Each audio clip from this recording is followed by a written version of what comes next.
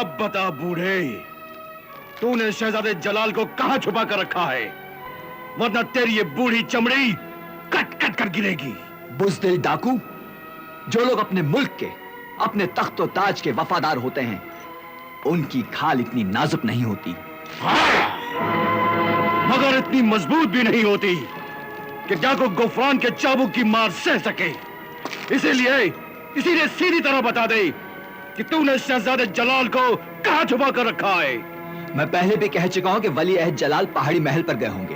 बेवकूफ बूढ़े, कि तू भी जानता है और मैं भी जानता हूं कि शहजादा जलाल पहाड़ी महल में नहीं है। तो फिर शिकार पर गए होंगे।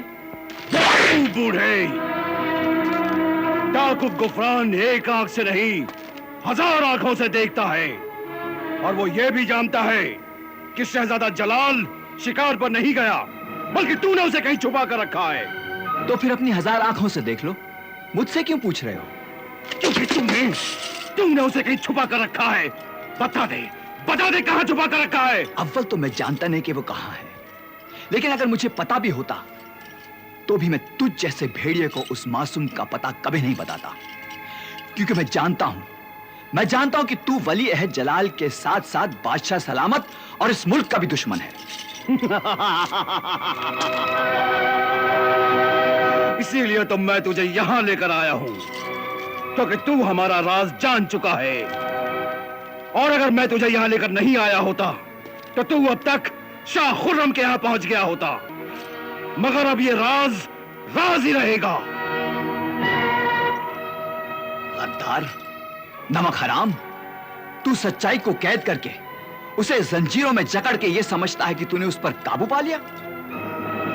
अरे सच्चाई तो एक खुशबू है, हवा का एक झोंका है, एक बिफरी हुई मौज है, जिसे दुनिया की कोई दीवार, कोई चट्टान, कोई ताकत रोक नहीं सकती। खामोश!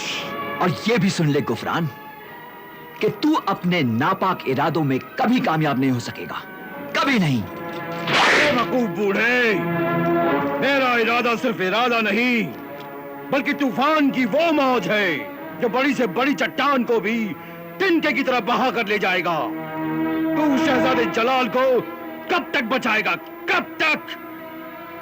मेरी नजर बाज की नजर है, देख लेना।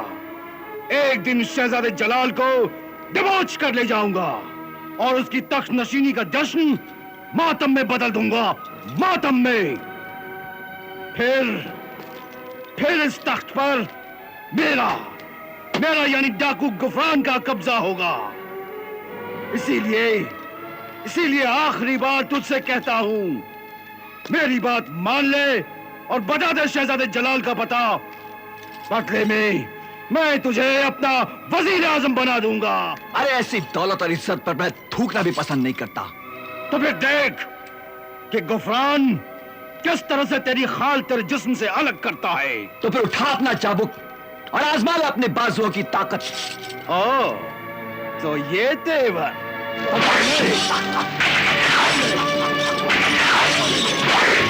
और मार गुफरान, और मार।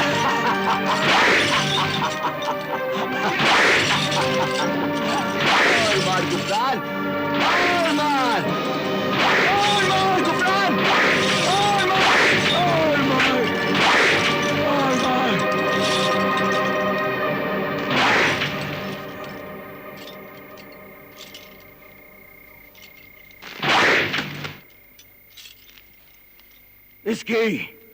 इसकी चमड़ी तो बैल की तरह से मोटी है, मगर कब तक चुप रहेगा? जब तक ये शहजादे जलाल का पता नहीं बताता, इसके साथ हर रोज यही सलूक किया जाए। हाँ।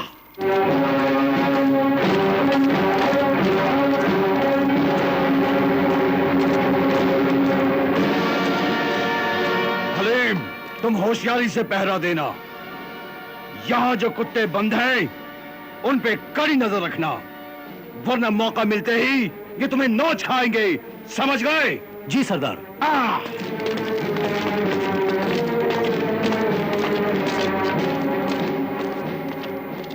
चलो भला टली। बेटा अलीम, हम आराम से सोते हैं। अब यहाँ परिंदा भी पर नहीं मार सकता।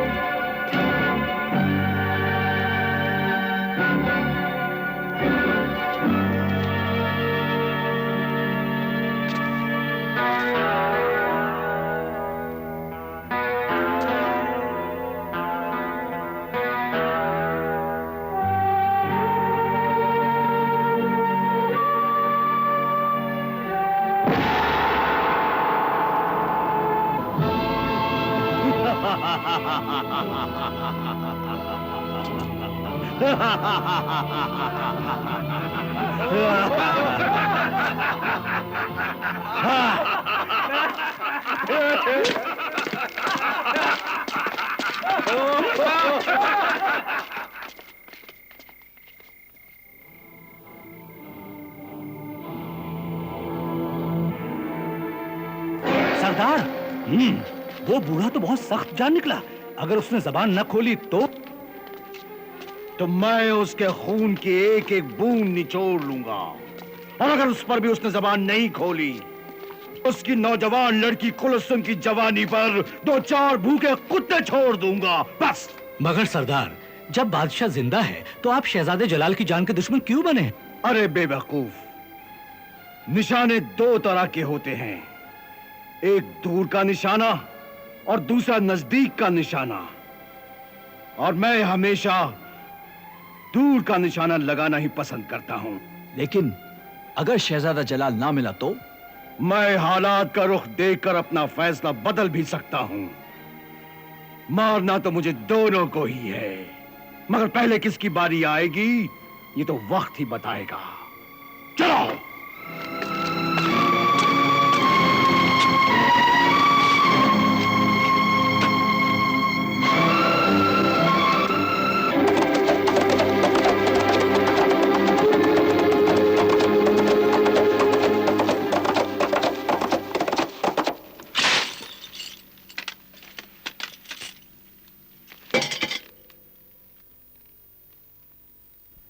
कौन हो तुम?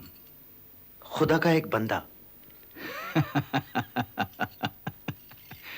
खुदा का बंदा तो वो जालिम गुफरान भी था जिसने मुझ पर इतने सितम ढाए, इतने कोड़े बरसाए कि मेरा जिस्म छलनी हो गया। अब तुम दूसरे खुदा के बंदे बनकर आए हो। चलो, रही सही कसर तुम भी पूरी कर लो। लो, कर लो। मेरा यकीन कीजिए, मुझे अपना दोस्त जानिए। मैं आपकी मदद करने आया हूं। अच्छा, मदद करने आए हो। जब जुल्म के हाथ थक गए, चाबुक के वार बेअसर हो गए, तो तुम दोस्ती और हमदर्दी का नकाब पहनकर आए हो। क्यों? मेरी बात का यकीन कीजिए। क्या मैं सूरत से आपको बेईमान और धोखेबाज नजर आता हूं? यूं तो एक सांप भी ऊपर से खूबसूरत और चमकीला नजर आता है, मगर उसके अंदर जहर भरा होता है। आपका शक बिल्कुल दुरुस्त है, मगर मैं अपने पैदा करने वाले की कसम खाकर कहता हूं, मैं किसी का भेजा हुआ जासूस नहीं। अच्छा अच्छा, तो तुम अभी अभी आसमान से उतरे हो? मैं एक मुसाफिर हूं और मेरा नाम सिंदबाद जहाजी है। तो इस कैद खाने में अपना सामान फरोख्त करने आए हो? देखिए, जब वो लोग आपको गिरफ्तार करके यहां ला रहे थे, तो मैं उनका पीछा करता हुआ यहां तक चला आया। तुम एक काम करोगे? बोलिए। यहां से मुझे और मेरे साथियों को रिहा करवा सकते हो?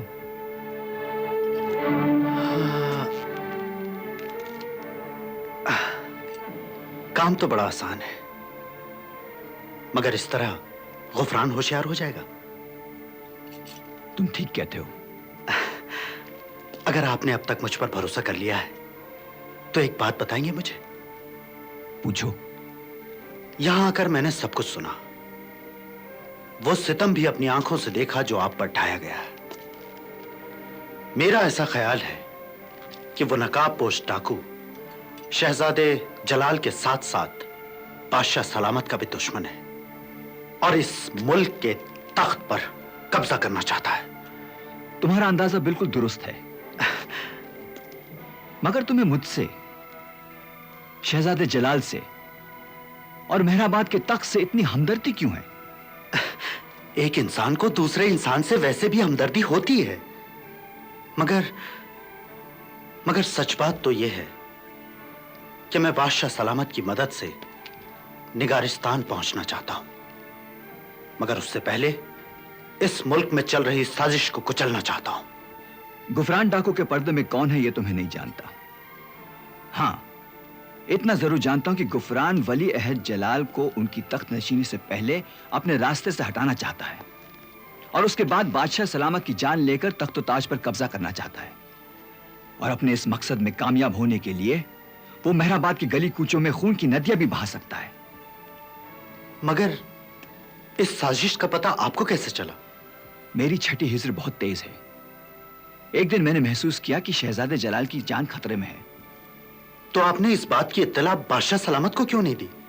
क्योंकि उस वक्त शहजादा जलाल बादशाह सलामत के पहाड़ी महल पर आराम करने के लिए गए हुए थे और मेरे पास इतना वक्त नहीं था कि मैं इसकी खबर बादशाह सलामत को करता। तो फिर आपने क्या किया?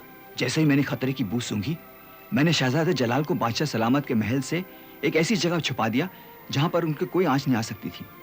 इसका मतलब है बादशाह सलामत भी इस बात से बेखबर है कि आपने शहजादे जलाल को कहीं छुपा रखा है?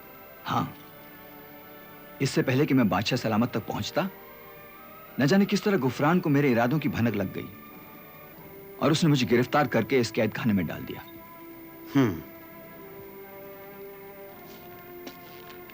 अब मैं आपकी क्या मदद कर सकता हूं? तुम ये अंगूठी लेकर आरिफ शाह के मजार पर पहुंच जाओ। यह एक बहुत मशहूर जगह है।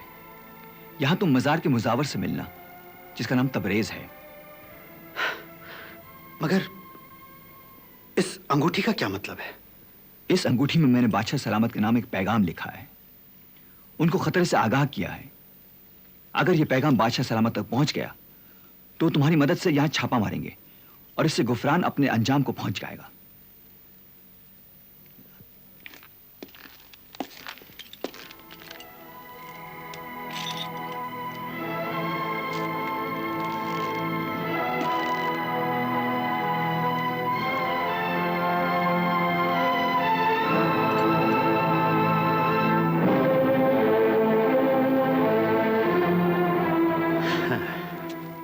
अच्छी बात है।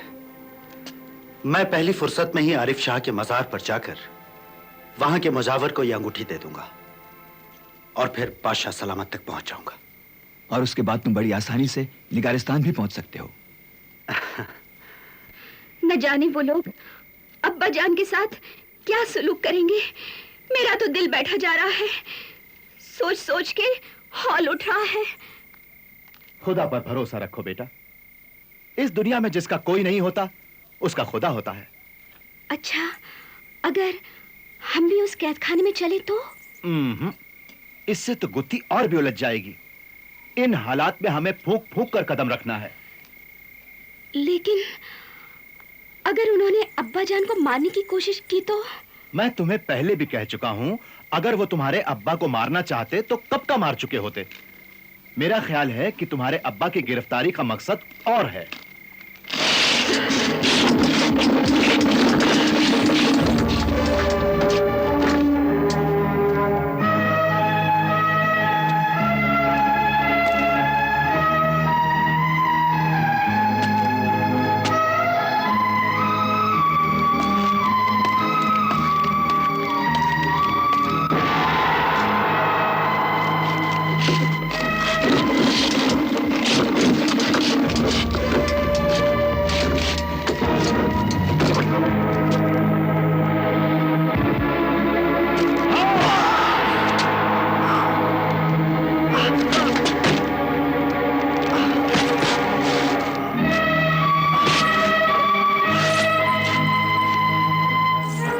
चचा जान, ये आपने क्या किया?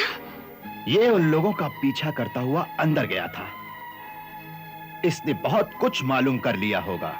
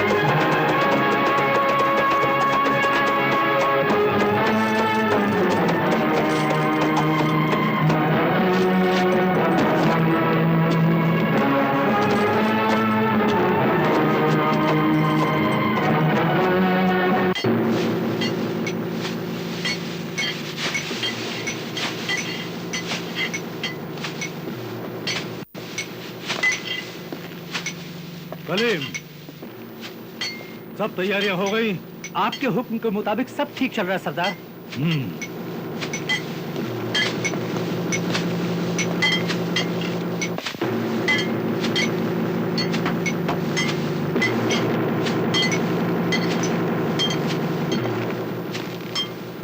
अनवर, सारी तैयारियां ठीक से चल रही है ना? जी सरदार।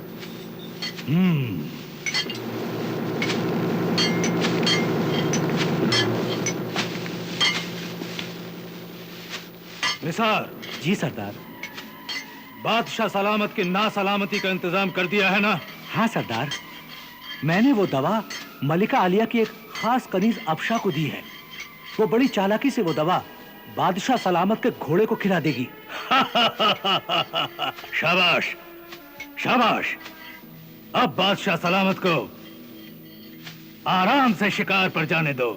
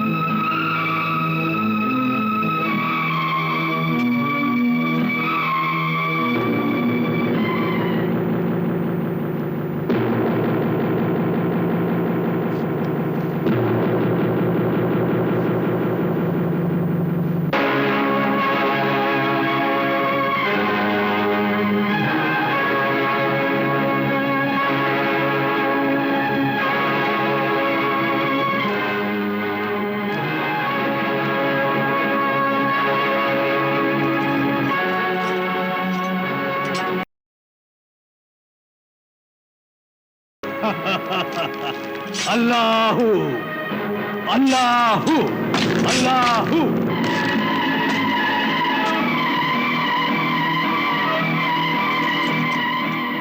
अल्लाहू अल्लाहू अल्लाहू।